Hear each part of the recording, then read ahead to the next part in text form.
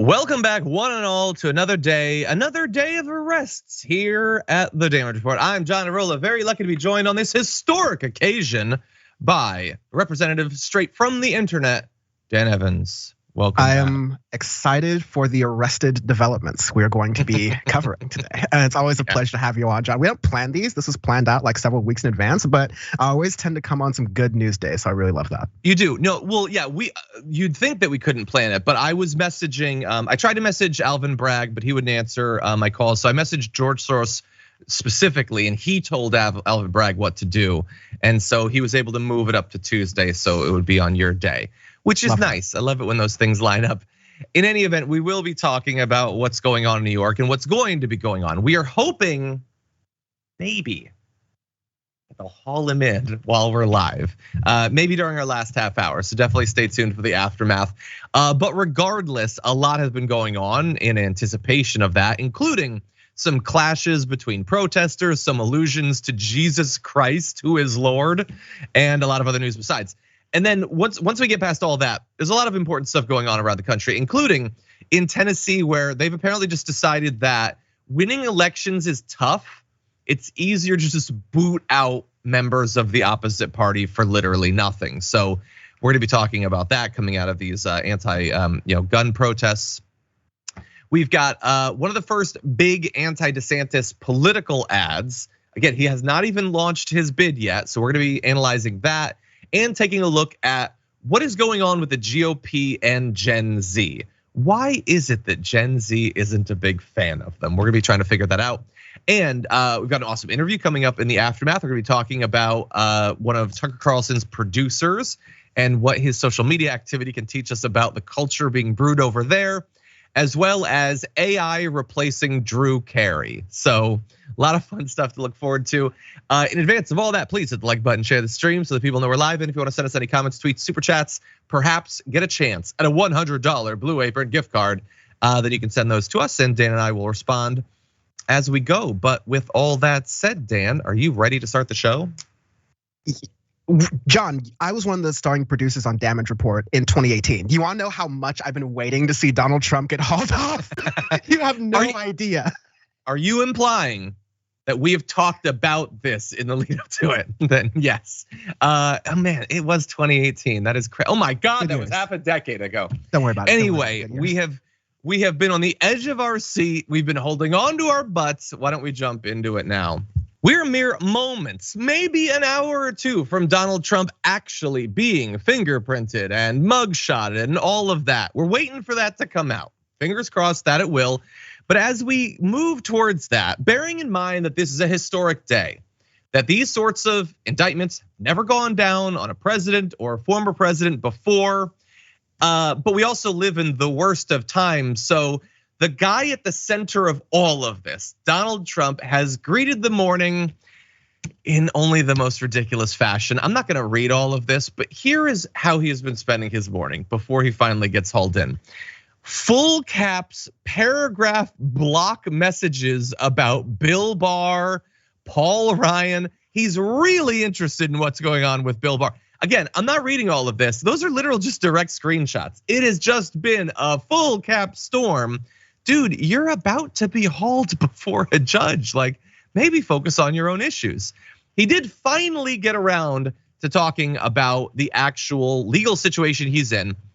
And he believes that he has found sort of an out, okay? A fighting fire with fire sort of legal strategy. So he bleated, wow, District Attorney Bragg just illegally leaked the various points and complete information on the pathetic indictment against me. I know the reporter, and so unfortunately does he. This means that he must be indicted. Now, if he wants to really clean up his reputation, he will do the honorable thing and, as district attorney, indict himself. He will go down in judicial history, and his Trump-hating wife will be, I am sure, very proud of him. God, his message is always moving like 6 directions simultaneously because he can't decide which point he wants to make. Does he like the wife? Does he like Bragg? He doesn't know. But anyway, some of the information about the indictments has actually been released. We don't know if Alvin Bragg leaked it or in the original version of that bleed on Truth Social, keeked it. But anyway, we did learn, thanks to Michael Isikoff of Yahoo News, that Trump will be placed under arrest on Tuesday. We knew that, and informed that he has been charged with 34 felony counts for falsification of business records. So we knew that there would be at least one felony count and that it would be for falsifying business records. This is implying that all 34 will be for that. This is not a combination of felonies and misdemeanors. It's straight felonies all day, every day, top to bottom for that charge. And we're gonna give you a little bit more information about what that could potentially mean. But Dan, he appears to think that because somebody leaked this information like 90 minutes before it's official news, well, Alvin Bragg's gotta be hauled away to Rikers. What do you think? Yeah, I love this. I mean, I love how it's kind of happening. I also appreciate how you stick to calling it bleeding instead of tweeting. Instead of calling it, honestly, instead of calling it Truth Social, I call it Mar-a-Blago. But what I enjoy, pretty good. What I enjoy about this entire thing, obviously, like getting to see Trump kind of squirm and scramble and not feel confident in himself for once. It's good, but you have to understand that even in that point where he's trying to call attention to the judge, the issue becomes that Donald Trump is trying to contextualize it, and the Republican Party is trying to contextualize and politicize this in such a way that we think that it's the kind of hearing they would do. It's like purely politically motivated if there aren't any laws being broken. I, as a leftist, am fine with the idea of politicians not being above the law. I prefer it. When other people were saying, hey, watch out, Democrats, we're gonna be coming for Bill Clinton next, I'm like, good.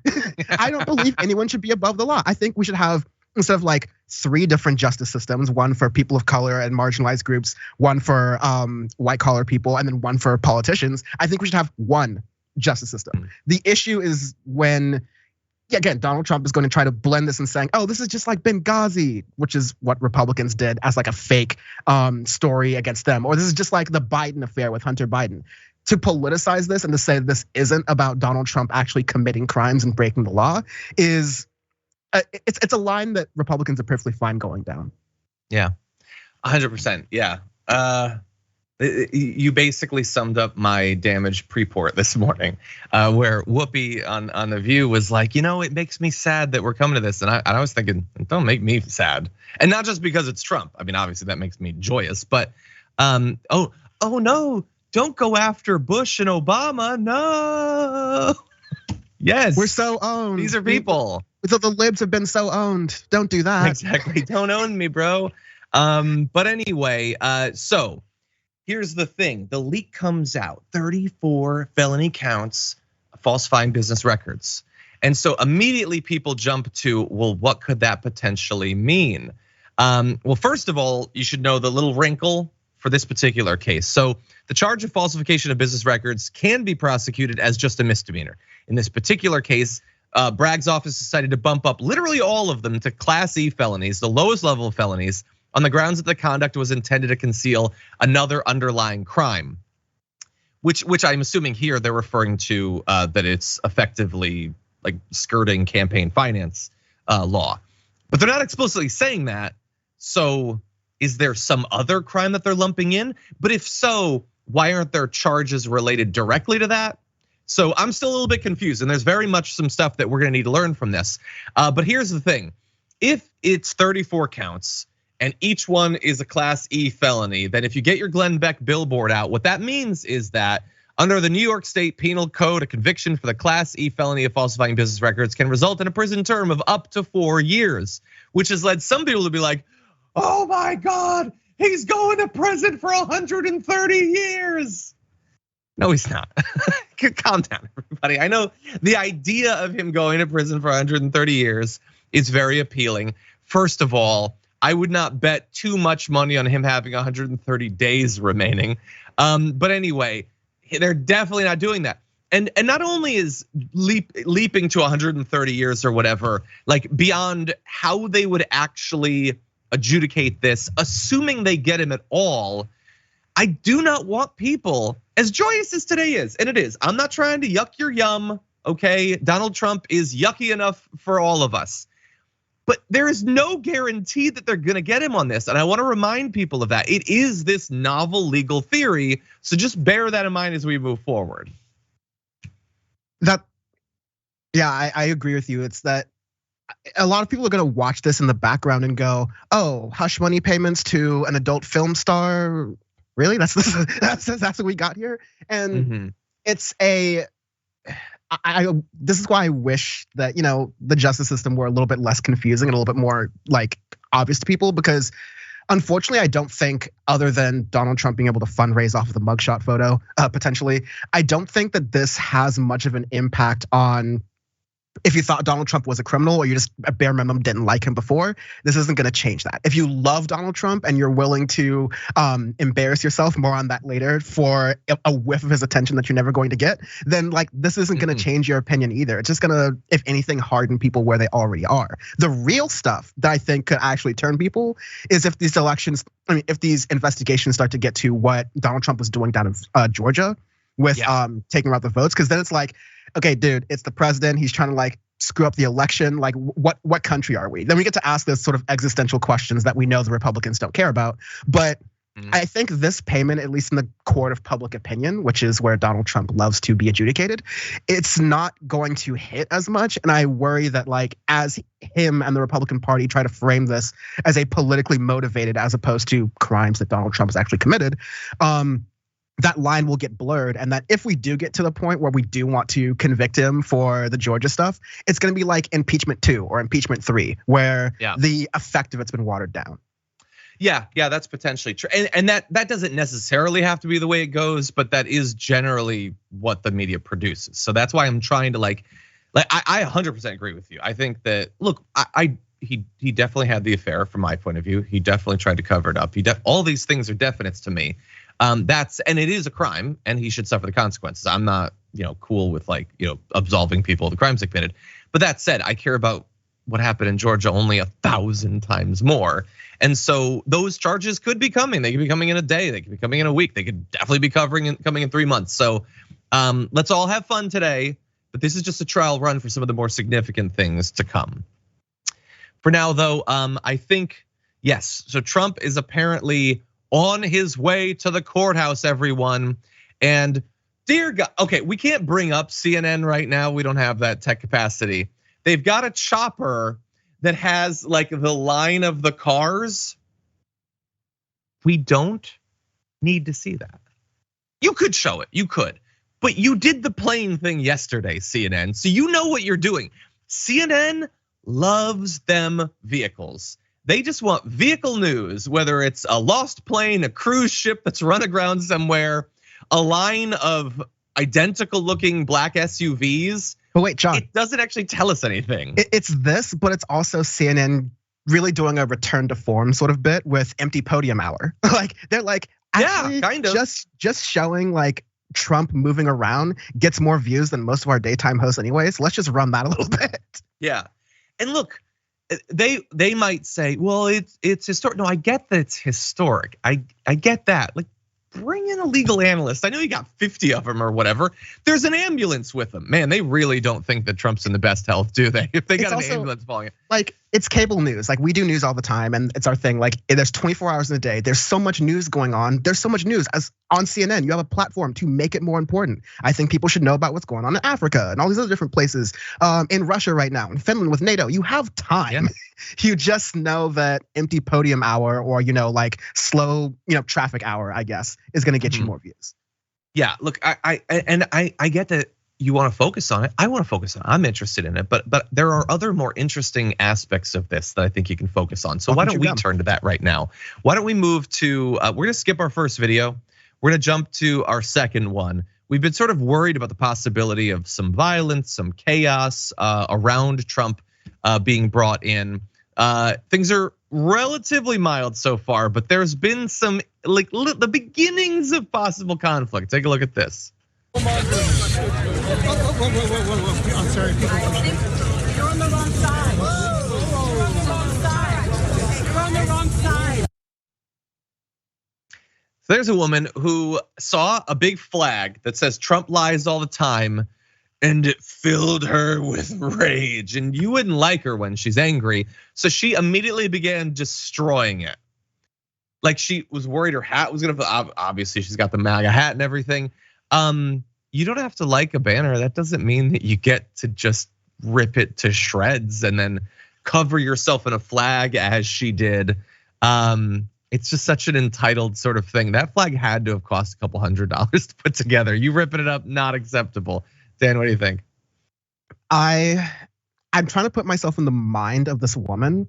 I was like, this isn't has nothing to do with you. Like, Donald Trump is not gonna come and go, oh my God, there was that one woman who tried to take away that banner that said I was lying.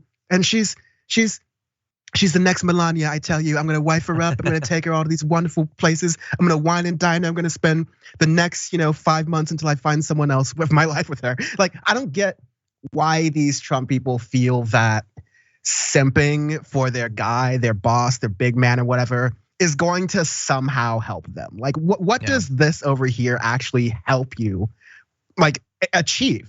Even with like things I disagree with, I don't get the mindset to try to like take away the banner at all. It's a little bit of a weird behavior for me. Yeah, they're just, look, their culture is, I am simultaneously the best human that's ever existed. I'm a part of the group that is the most amazing, pure, they would say racially pure, people ever. And simultaneously, I am the biggest victim that has ever existed. Everybody is arrayed against us because I'm so perfect. And they have lusted after violence and chaos breaking out for years. They love talking about a civil war. That doesn't mean that every one of them actually wants to be involved in it. They mostly want to watch it on Fox News, drink a beer and point at the chaos. But they love the idea of their political opponents being rounded up and killed. And so any of these individual people isn't necessarily gonna take part in that, but ripping apart a flag, you're part of the struggle. That's the civil rights fight of their age. But anyway, some people got a little bit ahead of themselves, I think, in this. We're gonna show you a video and we need to add a little bit of context to it. So this is what contextually people are saying. We don't know for sure. A boom operator for a major network apparently got into a clash with one of these protesters. That's what people say is going on in this video, but you can decide for yourself. Take a look. Stop ever with me. What's wrong with you, bro? You're picturing me like an idiot. I will kill you. Get off. Why are you pushing me? Get the out of here. Don't want your kind of here. Oh yeah? Come on. Bring your racist ass to me. I'm the one for you. I'll kill you.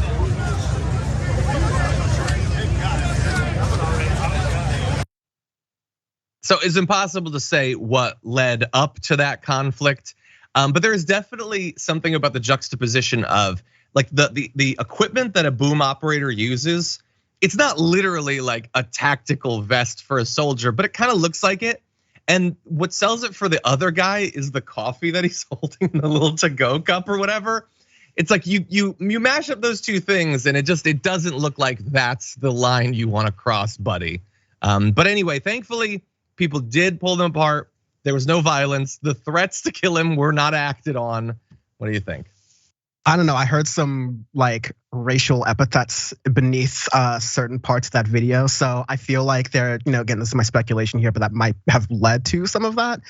I have Could be. I have a in general, you should not respond with violence, and you should also take the high ground kind of mood to this. But I also have the twisted T school of philosophy, which is that Black people walk around every single day waiting for someone to give them an excuse for something like that. Same thing with that guy. And so I have a big hand in my heart. Don't mess with people who are on production in the middle of their shoots. Don't mess with people who are just trying to do their job, and don't be racist to them. Very easy to avoid altercations, apparently too hard for a lot of Trump supporters. Yeah, 100%. I was hoping that before we conclude our first block, there would be a development that Trump would get out of his car and trip on his shoes or I don't know. But as of right now, breaking news on CNN, they have merged into a different lane. Okay, I think we can move on. Anyway, we're gonna take our first break of the hour. When we come back, I wanna check, we've talked about the protesters, we've talked about Trump.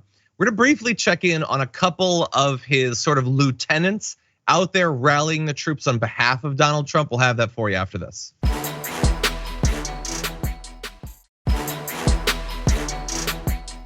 Okay, no Jasper Cats. Oh my God, they're filming from the road now. He's in traffic.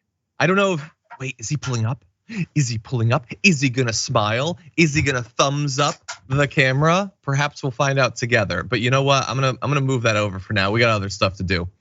Okay, so with that said, why don't we jump directly? No, I forgot about this video. This is hilarious. Let's jump into this. President Trump is joining some of the most incredible people in history being arrested today. Nelson Mandela was arrested, served time in prison. Jesus was arrested and murdered by the Roman government. I thought that the dumbest, most ignorant reference to Nelson Mandela in modern history would continue to be Bush's "Mandela's dead." But no, she found a way to make it worse. Political prisoners, Jesus himself, Trump. Mandela, Jesus, Trump. I think that we're devolving as a people, if that's the arc that we're on. I'm not gonna say I know everything about the tragic tale of what happened to Jesus Christ, but I don't think hush money payments and rolled up Forbes magazine spanking his bare bottom, I don't think those were big parts of the New Testament. I haven't read every page, so I don't rule it out, but I don't remember anything about hush money payments. Dan, what do you think? Everybody loves a historic reference. She wants to prove that she has read a book from time to time. A moment of silence, please pour one out from Michael Brooks, because there is a right-wing Nelson Mandela impression just waiting to happen that unfortunately I cannot give for y'all. The idea of comparing, I mean, like, she's gonna do this. The idea of comparing like actual political prisoners and like folks who have, they've been arrested by their state, trying to fight for the rights of a larger group of people. What right is Donald Trump fighting for?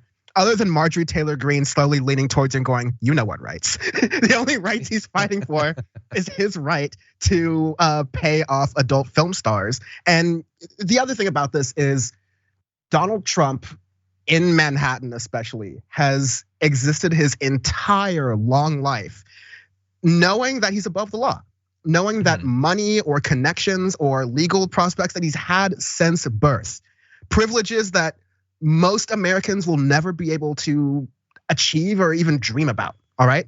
Yeah. It's all been going well for Donald Trump. This is the one time where he actually has to face accountability for that. It's nothing to do with Nelson Mandela, it's nothing to do with Jesus. I'm not even gonna touch that one, it's just insane. Yeah, the idea, like, there are real people who have suffered for their political values, to prove a point, to get a message across, to rally public opinion. There are people who have done that. Donald Trump has never suffered for even a second for anyone other than himself. Anyway, Marjorie Greene wasn't just doing interviews, she's there. She's, well, at least in New York or whatever. She had tweeted, "I'm here in New York to protest with my voice against what else would you be protesting with? Anyway, against the weaponization of the justice system on innocent President Trump.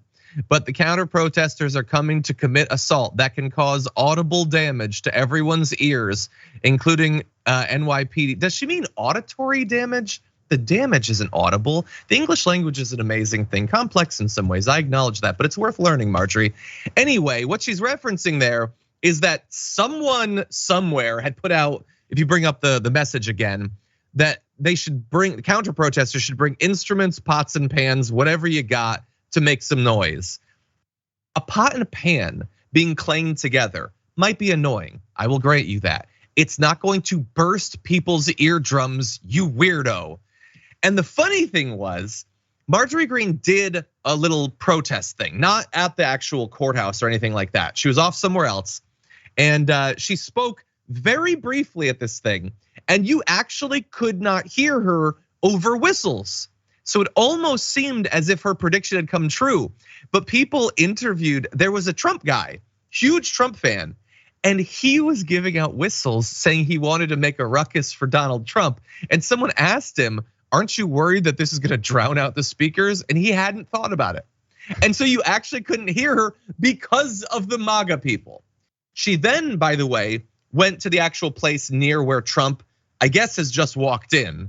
It was barely a thing, you can't see it from close up. So if you were waiting for that on CNN, that was a waste of time, apologies. And she spoke for maybe a minute and then left. And that was it. And George Santos showed up very, very briefly and then left. And then that was it. That was their great 1776 moment. She screamed into a bullhorn for 30 seconds and then went back to her hotel. What do you think, Dan? I think even as a dedicated politician to the MAGA cause, that's a waste of a flight. I mean, like it's a lot of effort to even drive, or I doubt this is an Amtrak kind of person, to go from Washington D.C. to New York to, yeah, of course you do political appearances and speeches and things like that, but this has got to be the most performative just joke for all these different things. And again, like Marjorie Taylor Greene, she's made her bed. She's going to be a Trump sycophant.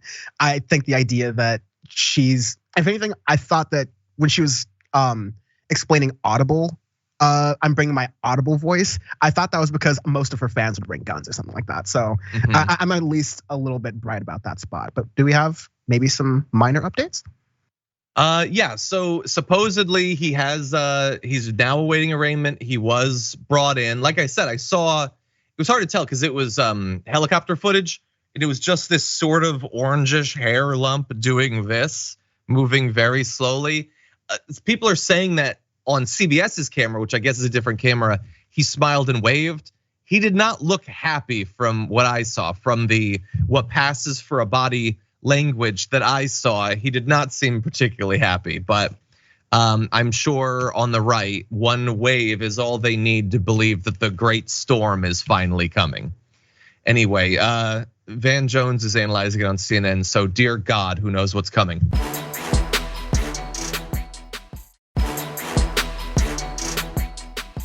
Anyway, with that said, we're gonna move on to other news, but unfortunately it does still involve Marjorie Greene. I wanna jump into this video that she tweeted out yesterday. I'm sorry it takes so long, guys, but everyone knows I like kids better than people. How are you, baby? How are you, baby? I wanna stay. Can I stay? I don't wanna go. Kids used to come up and reach in the pool and rub my leg down. And I've loved kids jumping on my lap. Can I get a phone number for you and I can tell you what I used to do? It's gonna change, honey, I promise you. A week or two ago, it looked like Marjorie Greene was attempting to gain an air of respectability, to normalize herself. She's not one of the crazies anymore. You can work with her. And then she went on 60 Minutes and declared that Biden is a pedophile and the Democrats are a party of pedophiles. It was an appearance on 60 Minutes that never should have happened, but regrettably it did. And she decided to double down on it with that video that we just showed you and tweeting, "I'll say it again, Democrats are the party of pedophiles." And the evidence that she provided was this old campaign ad of Joe Biden interacting with kids and a filter to make it look like they were taking a picture of what was already a video. So I don't understand thematically what they're doing there. Those are literally just interactions he had with kids. The final one, by the way, was him talking with Braden. You might remember Braden. Let's go to this picture. He had this interaction with a kid who apparently had a stutter. And so Biden, who has dealt with stuttering, talked to him about the bullying they have both faced. And what he says in that video, I know about bullies, you know about bullies, the kids who make fun, it's going to change, honey, I promise you. That's the audio that you just heard at the end of that video, that Marjorie Greene believes is evidence that Biden and all Democrats are pedophiles.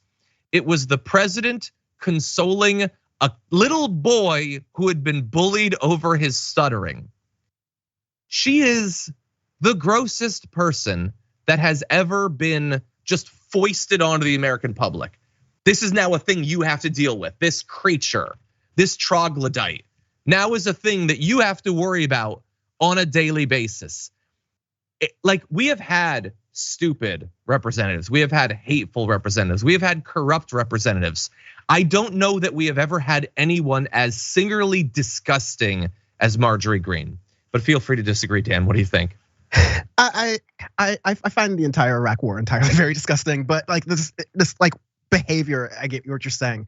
I mean behaviorally, yes. Yeah, behavior. There are bigger criminals. Yeah, of course. I definitely are in agreement there. I think what I want to spin this as is Marjorie Taylor Greene spends a lot of her political career not even doing politics. Like, I wonder what economic proposals or things that would help large communities in her constituency that she's not paying attention to because she does all this Trump simping and groomer talk. But she is defending actual pedophiles. She is defending people who are actually coming for kids. I just did minor journalism. I did a Google search, right? Because this isn't meant to be about Marjorie Taylor Greene's stance on Joe Biden when she's talking about the Democratic Party, which she's really putting it into this whole trans panic of got to watch out for these teachers and these LGBTQ plus folks because they're coming for your kids. Quick Google search. Florida attorney, male, says gender, 53, arrested for having child images on his computer. Here's it. We have an ex-bachelorette contestant, 27-year-old, says gender, bachelorette contestant. So like it's a show where he's like dating other women. Possession of 15 pieces of child pornography. I'm just going down this list here. People who are being arrested for child sexual abuse, they are cisgender people. A lot of times men, women here too, but it's men. If you want to talk about this issue, if you want to talk about protecting kids, don't point or like talk to the people who are trying to make kids' lives better, whether they're going through stuttering or whether they're coming to terms with their identity. No, if you really care about this stuff, do a Google search after you take John's advice and think about English and start struggling that. Do a Google search and look at all the straights and let's look at their party preference and let's see what kind of abuse they're doing that Marjorie Taylor Greene, a liar, phony, and total shill for the Republican Party, is covering for. That's the framing that we need to have on this because it is asinine the way that Marjorie Taylor Greene picks on trans people who are such a small percentage of the population for doing such an egregious crime that mostly cis people do. Yeah, absolutely insane. Was it 4 days ago? GOP strategist Anton Lazaro convicted of teen sex trafficking. Like, if this stuff was routinely coming up for Democrats, well, I would say that you'd never hear them, never hear the end of them talking about it, but they talk about the Democrats being pedophiles in the absence of all of this, so I guess it doesn't really matter. Meanwhile, so what they use as evidence of Joe Biden is that he hugs kids and he's kind of an awkward old guy sometimes. Can you imagine if Joe Biden routinely talked about, let's say, his daughter like this? You know who's one of the great beauties of the world, according to everybody? And I helped create her, Ivanka. My daughter, Ivanka. She's 6 feet tall. She's got the best body. He also agreed with Howard Stern on that appearance that she was, quote, a piece of ass. He later said, I've said that if Ivanka weren't my daughter, perhaps I'd be dating her, which means that's a thing that he has thought about. In 2013, Wendy Williams had Ivanka and Donald on and asked what they have in common. Ivanka responded, real estate and golf. But Trump said, well, I was going to say sex, but I can't relate that. And yet he tried. By the way, he went on in an interview with Rolling Stone. Yeah, Ivanka's really something, and what a beauty that one. He then made a "if I weren't her father" comment that trailed off. Can you imagine if Joe Biden had said these things? Can you imagine if you could put together a little photo collage like this of Joe Biden routinely hanging out with Jeffrey Epstein? Can you imagine any of these things? But no, he consoled a boy who stuttered, thus I guess it's all even. Not even. She has no problem with any of this stuff that Donald Trump has routinely said about his own daughter, let alone the accusations that have come at him in a number of different ways, including busting into changing rooms of girls competing in his pageants, including girls as young as 14. None of that bothers her in the slightest. It's not even worth a comment. Okay, with that said, we need to move on to other news that is gross. What we're about to talk about, arguably grosser from a political point of view. Whenever you're ready, let's jump into this.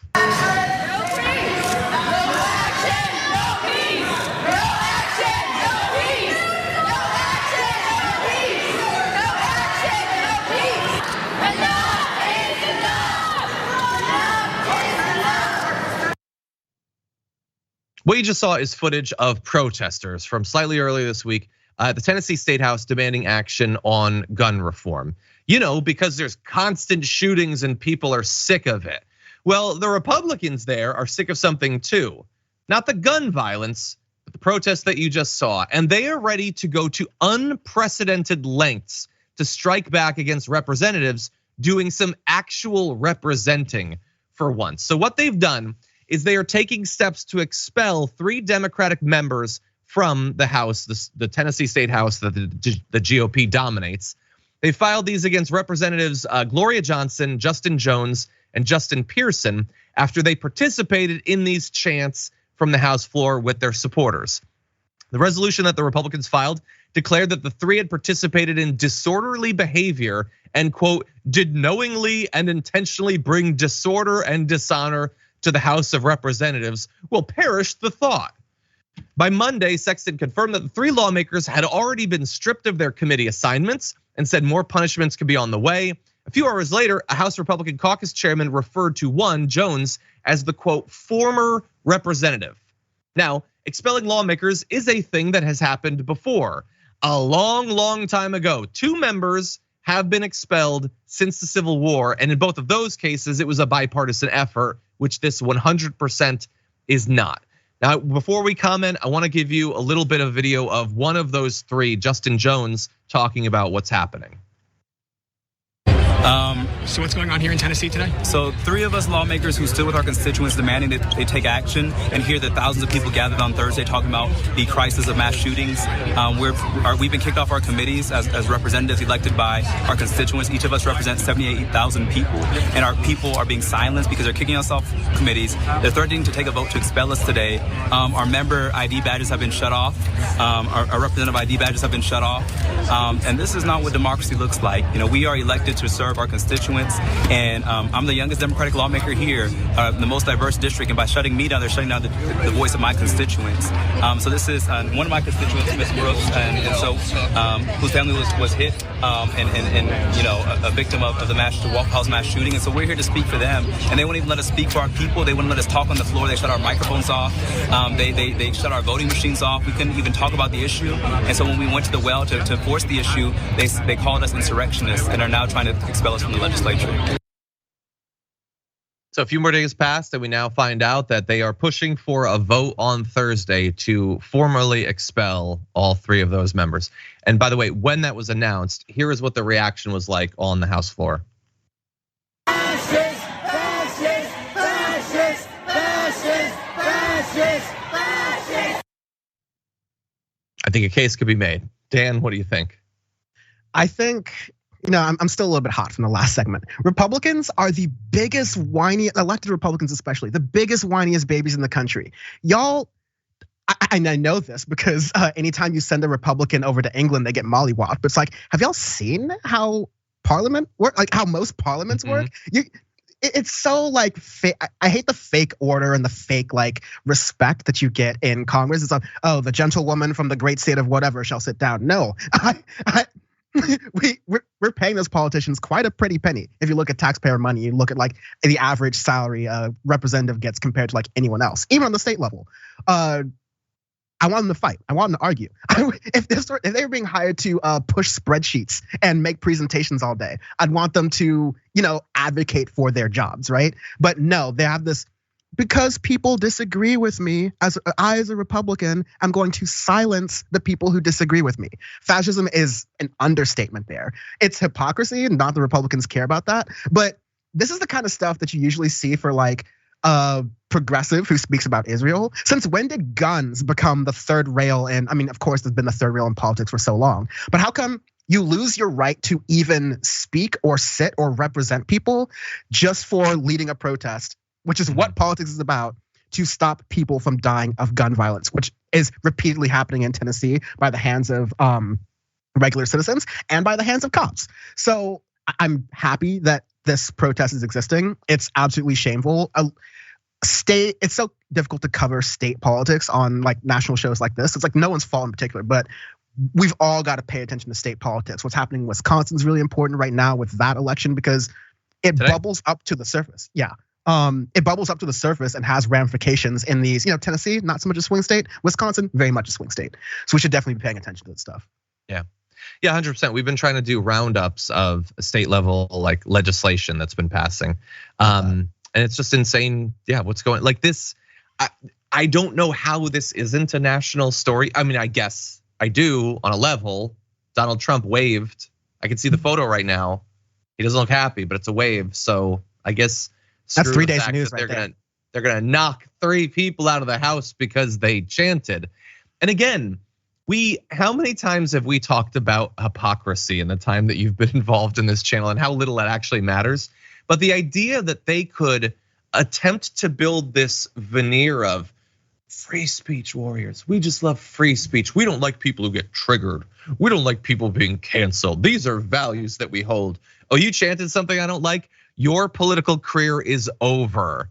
Or like them talking when some people got locked up for breaking into the Capitol and trying to kill Mike Pence or whatever.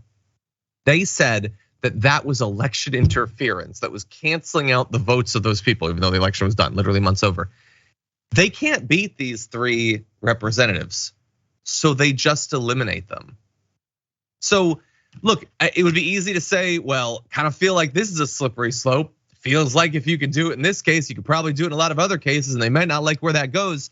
But I have no interest in that slippery slope. This is 100% unacceptable. I'm, I guess, dumb, naive enough to think, well, surely by Thursday they will back from the brink. Because if they do not, I don't know to what extent the Democratic Party in Tennessee can, but they need to shut down the state government. Protesters need to make it impossible for government to function until those people are put back into their office. Or else, what's the point of it anyway?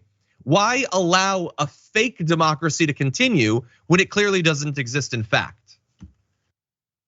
Anyway, we're gonna be seeing, we've got 2 days until that vote supposedly is going to happen. Completely unacceptable. Thank you to everybody protesting in Tennessee, especially a lot of students, by the way, were involved in those protests. We're gonna see if maybe we can get one of those 3 on the show. It'd be great to get them on tomorrow. So Mike, maybe we can make a note of having one of those 3. Maybe Justin Jones, if he's, it looks like he wants to interact with the media, to tell their story and to try to see what we can do to change this result.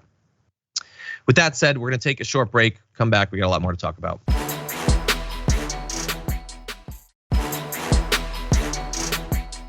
Okay, we've got a hair-related poll going on Twitch, and right now, Keep It Going is at 69%. We'll see what happens. I feel like a joke is being played on me and perhaps everyone who has to watch these videos. Okay, with that said, oh man, this hour is passing by fast. Let's jump directly into this. You know Ron DeSantis? Think again.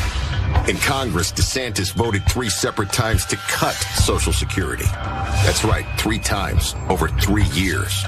Worse, DeSantis voted to cut Medicare 2 times.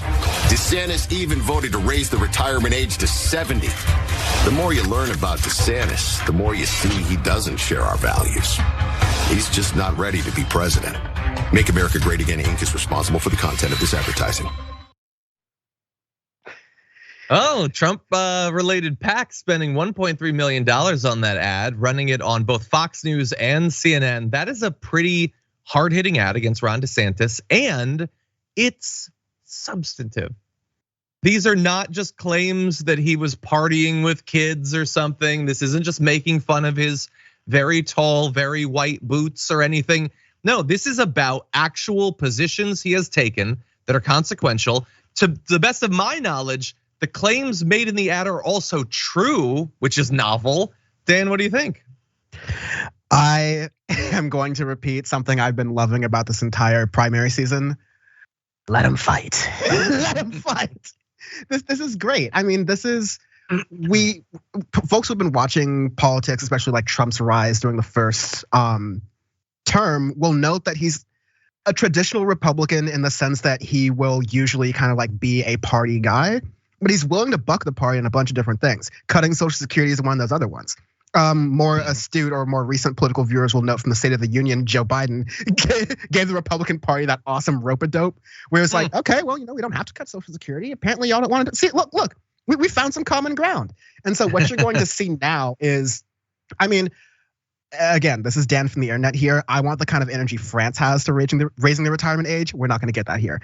In lieu of that, I want there to be a fight in both the Republican Party and the Democratic Party to really show like whose side everyone is on when it comes to protecting Medicare, protecting Social Security. The few programs we have in the society to keep the few people out of poverty that we do keep out of poverty. These need to exist, and these need to actually be strengthened so that they could actually serve their purpose of being Social Security.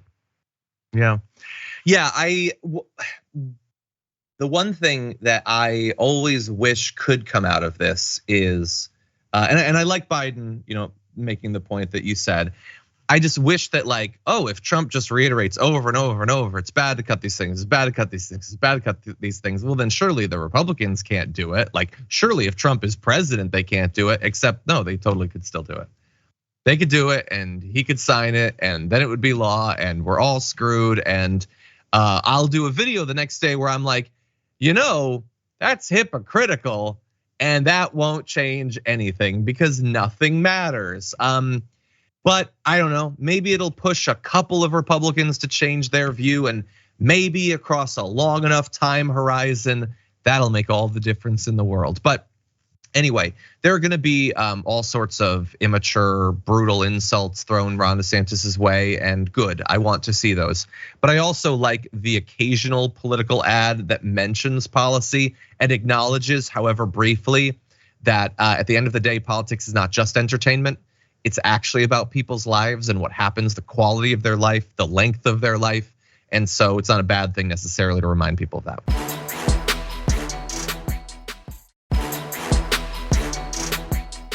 Okay, also, by the way, if we could just go to our last graphic, DeSantis needs to do something because not look good, buddy. Falling apart against. I've been saying, I think from the beginning, I don't think he's got the juice, but no, he seems to be saying it stronger than I ever could. Too much good stuff right there. No. So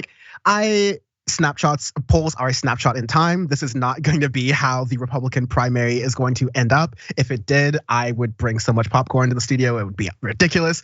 But yeah, so there've been a lot of different growing, and I'd love to get your thoughts on this really quickly. There've been a lot of different backing opinions on, DeSantis is actually playing it really smartly by not digging down to Trump's level, where I don't know if you agree with this, but at least I would say that DeSantis is going to have to find his voice, whether it's getting down to Trump's level or actually acknowledging him in a way to be able to combat him, because all Trump is doing is the Social Security thing was a reasonable, all right, this is what you criticize a politician on.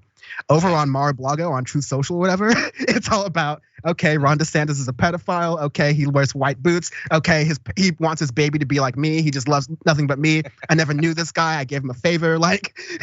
Donald Trump is throwing haymakers, and Ron DeSantis is like, this is fine. Maybe we'll make it. Maybe we'll make it so that you can sue people in the state of Florida who are lying about you and public positions. I don't know. Maybe we'll do that. It's weak sauce. But I want to know, John, what are your thoughts on if it is a better strategy for DeSantis to go hard on Trump, even at least whether he's announced he's running or not, or should Ron DeSantis try to take his post-Trump sort of persona and spin that into being a sort of higher-minded figure? What do you think is the best strategy? I love the reference you made to that meme, because I'm definitely going to try to produce a Ron DeSantis in the "This is fine" meme later on. It kind of to me depends on, is he running to win? If he's running to win, then he might have to risk losing his political future. But when I say that, I mean hit Trump as hard as you can over and over and over, knowing that that's the only way that you're gonna beat him, but also knowing that if that doesn't work, then you will probably have polluted the well with Trump voters for the rest of your life, and that might be it for you. Or if you're not really running to win, or maybe not running at all, just let him hit you for the next 6 months and hope that you wait until next time and run next time and hope that the damage hasn't been done. But that's a risky bet too. People might permanently lose respect for you. People used to like Jeb. People like Scott Walker. Do you want to be Jeb, Ron? Do you want to have an exclamation point at the end of your name? I don't think you do. It would be terrible. I would not want to see that. No. Okay, well, we're gonna have more to say about this in the coming months. That's all the time we have for right now. But don't worry, in the aftermath, there's a lot more to talk about. We have an interview, so definitely don't go anywhere. Dana and I'll be back after this.